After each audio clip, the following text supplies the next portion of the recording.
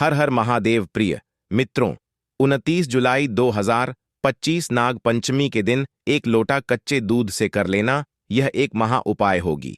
हर मनोकामना पूरी मिलेगी, सभी दोषों से मुक्ति, इतना धन आएगा कि संभाले नहीं संभलेगा। भगवान भोलेनाथ जी के आशीर्वाद से पूरे साल धन बरसता रहेगा। मित्रों, जैसा कि आप सभी लोग जानते हैं कि 29 जुलाई को नाग पंचमी पड़ रहा है, इसीलिए यह दिन बहुत ही खास है। क्योंकि देखिए मित्रों, गुरुजी ने कहा है कि जब भी नाग पंचमी पड़े तो आपको सिर्फ और सिर्फ एक लोटा कच्चा दूध वाला उपाय करना चाहिए। यह उपाय इतना खास है कि अगर आपने सही मुहूर्त पर सही क्रिया अनुसार एक लोटा कच्चा दूध वाला उपाय कर लिया, जो प्राचीन काल के समय का महा उपाय है, तो मान के चलिए मित्रों, भगवान भोलेनाथ जी के आशीर्वाद से आपके जीवन का कितना ही बड़ा दुख हो, उससे आपको मुक्ति मिल जाएगी। आपकी कोई भी मनोकामना हो, मान लीजिए आप नौकरी की तैयारी कर रहे थे, आपकी नौकरी लग जाएगी। आपका बंद पड़ा व्यापार चल पड़ेगा। जिस बीमारी से आप बहुत दिनों से परेशान थे, उस बीमारी से आपको मुक्ति मिल जाएगी। आपके जीवन में धन आना शुरू हो जाएगा। आपके जीवन में धन आने के सारे रास्ते खुल जाएंगे। और मान के चलिए मित्रों, फिर आपको किसी भी प्रकार की परेशानी का सामना नहीं करना पड़ेगा। इसीलिए मित्रों, इस दिन आप लोगों को इस वाले उपाय को जरूर कर लेना है। भले ही आपने पूरे साल भर इस उपाय को ना किया हो, पर अगर आपने इस नाग पंचमी के दिन अगर इस वाले उपाय को कर लिया, तो आपको इस उपाय को करने का वह फल मिलेगा जिसकी आपने कभी कल्पना भी नहीं करी होगी। इसीलिए आप लोग इस एक लोटा कच्चा दूध वाले उपाय को एक बार जरूर कर लेना, ताकि आप लोगों के हाथ से यह मौका न जा सके और आपको इस उपाय को करने का फल मिल सके। मित्रों, यह उपाय पंडित जी ने अपनी अभी की ही शिव महापुराण की कथा में बताया है, जो इस उपाय को आज हम आपको बहुत अच्छे से समझाने वाले हैं।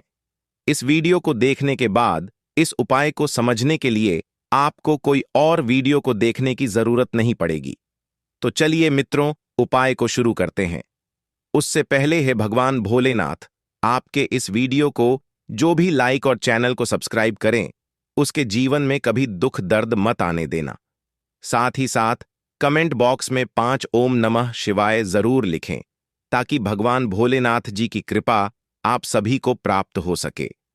इसी के साथ में आप सभी को बता दूं कि आप लोग वीडियो को पूरा नहीं देखते हो, काट काट कर देखते हो और गलत गलत उपाय को कर लेते हो, तो आपसे निवेदन है कि वीडियो को पूरा जरूर देखें। देखिए मित्रों, यह नाग पंचमी का दिन यह इतना खास होता है, इतना महत्वपूर्ण होता है, देखा गया है कभी कभी बड़े बड़े पूजा पाठ अनुष्ठान से जो मनोकामना पूर्ण नहीं होते, वह नाग पंचमी के दिन एक छोटे से उपाय करने से ही आपकी मनोकामना पूर्ण हो जाती है। और बहुत सारे लोगों ने इस उपाय को किया भी है और उनको इस उपाय को करने का फल भी जरूर मिला है। अगर आप लोग भी इस उपाय को करना चाहते हैं, तो आप इस उपाय को पहले अच्छे से समझ लेना, सुन लेना, उसके बाद करना। आपको इस उपाय का फल जरूर मिलेगा और इस उपाय को कर लेने से आपके घर में चाहे किसी भी प्रकार की दुख और समस्या क्यों ना चल रही हो, आपको उसका कारण भी नहीं पता है कि भाई यह समस्या किस कारण से चल रही है। उसका कुछ भी कारण हो सकता है, जैसे पितृदोष हो सकता है या किसी भी तरह का मंगल दोष भी हो सकता है। तो इस दिन आप लोगों को यह वाला उपाय कर लेना है। यह एक ऐसा उपाय है जिस उपाय को अगर किसी विशेष दिन पर किया जाए, तो भाई उस विशेष दिन का जो है वह तो हमें मिलता ही मिलता है, पर हमने उस दिन पर इस एक लोटा कच्चा दूध वाले उपाय को किया है, तो हमें उससे भी बड़ा फल मिलता है और फल बहुत जल्दी मिलता है, क्योंकि आप इस उपाय को बहुत ही बड़े और विशेष दिन पर कर रहे हो। तो चलिए अब उपाय के बारे में बात करते हैं, लेकिन उससे पहले आप लोगों को यह जानना आवश्यक है कि आखिर यह उपाय किस समय करना है, किसको करना है और कैसे करना है। तो चलिए हम आगे आपको वीडियो में एक एक करके बता देते हैं। तो मित्रों, इस एक लोटा कच्चा दूध वाले उपाय को हमें इस नाग पंचमी के दिन कैसे करना है, किसको करना है, किस समय करना है और कहां पर करना है, ये सारे सवालों के जवाब आपको इस वीडियो में मिल जाएंगे। और जो ये वीडियो देखेगा भाई, उसको एक लोटा कच्चा दूध वाला उपाय जरूर करना चाहिए, क्योंकि इस दिन शत्रुओं और किसी भी दोष, किसी भी बीमारी से मुक्ति पाने के लिए एक लोटा कच्चा दूध का बहुत ही बड़ा और विशेष महत्व होता है। और जब बात आ जाए एक लोटा कच्चा दूध की, तो यह सोने पर सुहागा वाली बात हो जाती है और यह एक बहुत ही बड़ा उपाय हो जाता है। अब मित्रों, इस एक लोटा कच्चा दूध वाले उपाय को आखिर करना किसको है? सबसे पहले हम लोग वह बात जान लेते हैं। तो देखो, घर की जो बड़ी माताएं बहनें होती हैं, उन माताओं बहनों में से कोई भी एक बड़ी माता बहन इस वाले उपाय को कर सकती है। और मित्रों, अगर आप चाहे तो अपने घर में से सभी सदस्यों को भी इस उपाय को करवा सकते हैं। अगर किसी व्यक्ति की खुद की कोई मनोकामना है, खुद की कोई दुख और परेशानी है जो कि वह अपने लिए ही करना चाहता है, इस वाले उपाय को तो वह खुद अपने लिए भी कर सकता है। बाकी अगर कोई घर में से ऐसा है जो कि अपने पूरे घर परिवार की सुख और शांति के लिए यह वाला उपाय करना चाहता है, तो भाई वह भी कर सकता है। उसमें भी कोई दिक्कत वाली बात नहीं है। कहने का मतलब यह है कि इस उपाय को हर एक सदस्य भी कर सकता है और पूरे घर परिवार के सदस्य के लिए घर की बड़ी माताओं बहनों में से कोई एक माता बहन भी कर सकती है। माताएं बहनें अगर घर में उपस्थित ना हो या वह यह वाला उपाय ना कर पा रही हो, तो फिर घर का कोई बड़ा सदस्य भी इस एक लोटा कच्चा दूध वाले उपाय को कर सकता है। चाहे फिर वह पुरुष ही क्यों ना हो, उसमें कोई भी दिक्कत वाली बात नहीं है। अब मित्रों, एक लोटा कच्चा दूध वाले उपाय को हमें करना कहां पर है? देखो, इस उपाय को हमें मंदिर में ही करना है। बहुत सारे लोग प्रश्न करते हैं, हर एक उपाय को करते समय क्या हम इस उपाय को घर पर या मंदिर में कर सकते हैं? देखो, तो इस वाले उपाय को आप मंदिर पर करोगे तो अच्छा रहेगा। घर में नहीं करना है, इस वाले उपाय को उसके बाद में। मित्रों, जो अगला प्रश्न निकल कर आता है वह यह आता है इस उपाय को लेकर कि आखिर इस उपाय को हमें किस समय करना है? सुबह के समय करना है कि शाम के समय करना है? तो देखो, इस वाले उपाय को आप लोग सुबह के समय भी कर सकते हो और शाम के समय प्रदोष काल में भी कर सकते हो।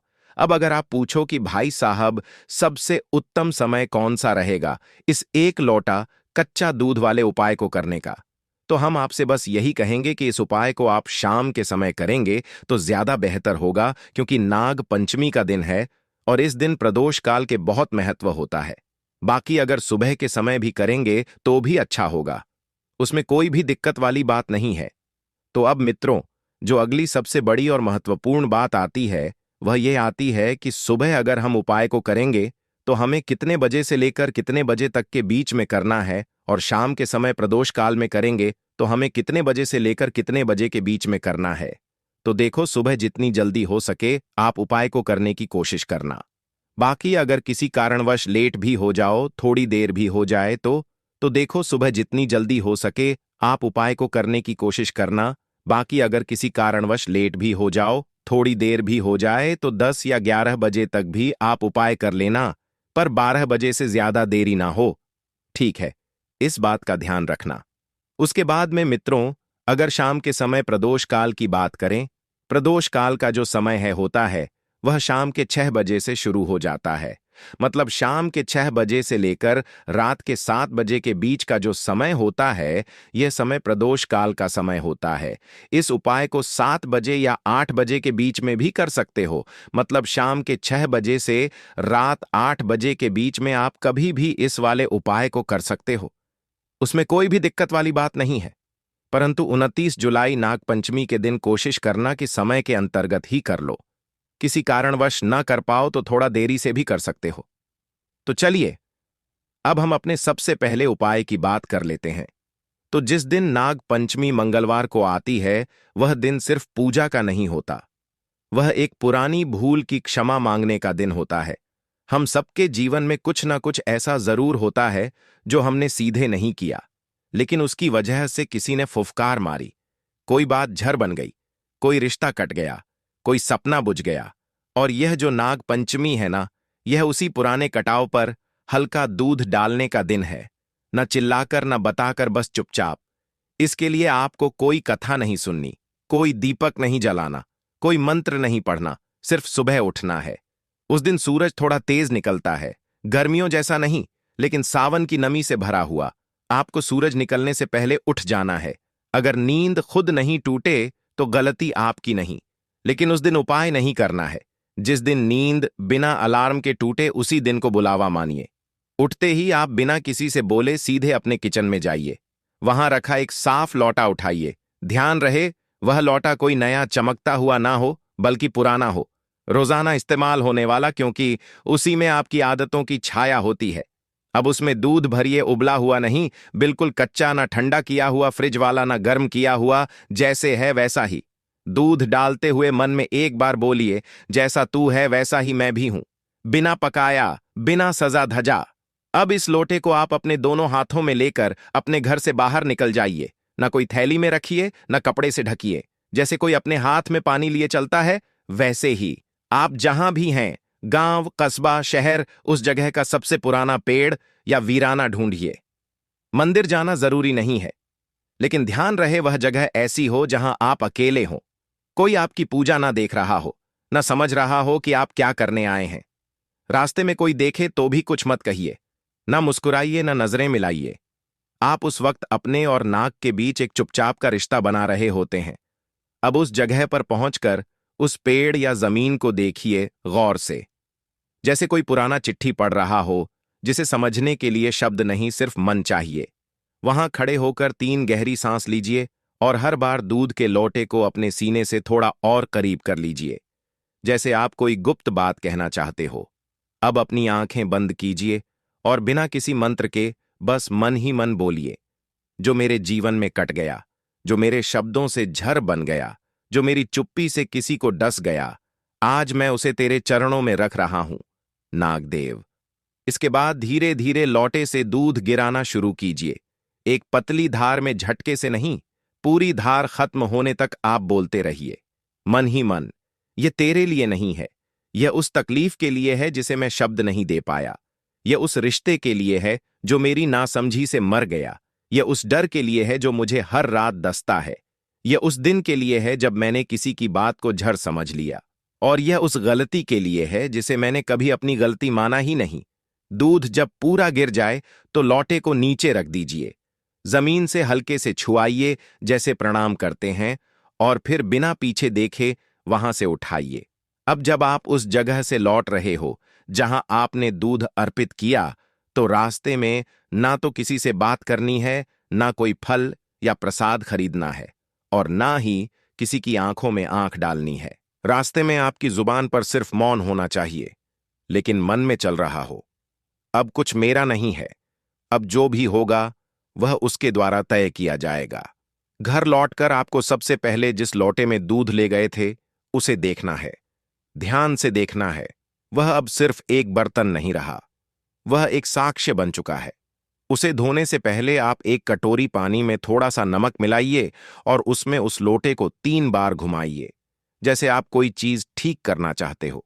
फिर उस पानी को सीधा किसी ऐसे पौधे में डाल दीजिए जो कांटेदार ना हो, तुलसी, मण प्लांट या शीतल पर्ण वाले पौधे में। अब लौटे को साफ पानी से धोकर उसे सूखने के लिए उल्टा करके किसी ऐसे स्थान पर रख दीजिए जहां उस दिन कोई और बर्तन ना रखा गया हो, जैसे छत का कोना, किसी अलमारी के ऊपर का हिस्सा, या आपकी रसोई का सबसे शांत कोना। याद रखिए, उस दिन वह लौटा किसी और उपयोग में नहीं आना चाहिए।